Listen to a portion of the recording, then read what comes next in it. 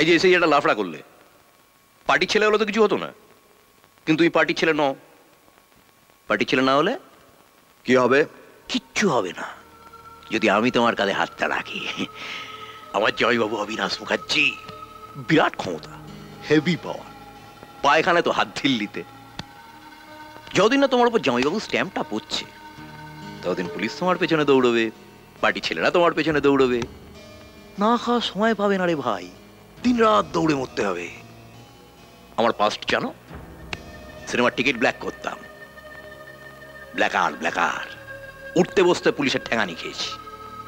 তারপর যেই জামাইবাবু এমএলএ হলো আমিও দলে ভিড়ে গেলাম, জোরে তা এখন উঠতে বসতে পুলিশকে ধাঁধালি দিচ্ছি। বড় বড় হেক্কার না হলে সব হয় না। বিরাট হেক্কার। কত কি হতে পারে জানো? ধরো তুমি রাস্তা দিয়ে যাচ্ছ, পেছন থেকে একটা লরি এসে তোমার চাপা দিয়ে চলে গেল। না হবেই বলছি না, হতেও তো পারে। বা ধরো তুমি নাসিরের দোকানে বসে চা খাচ্ছ, পাঁচেরা ছেলে এসে বসলো, মাথায় বন্দুক থেকে ঘোড়াটা টেনে দিল। হবেই বলছি না, হতেও তো পারে। বিরাট খেলা, সাপ লুডো। কে কখন মইবে উপরে উঠে যাবে, কে কখন সাপের মুখে পড়বে কেউ জানে না। না লেলিন, না মার্কস, না রামমোহন বিদ্যাসাগর। তাই ওদের মতবাদের সঙ্গে আমার মতবাদটা মেলে না, আমার মতবাদ আলাদা। 4 আনার কীর্তন, 12 আনার দক্ষিণা। বোঝা গেল? দক্ষিণার ব্যাপারে পরে আসছি, আগে কীর্তনটা বলি।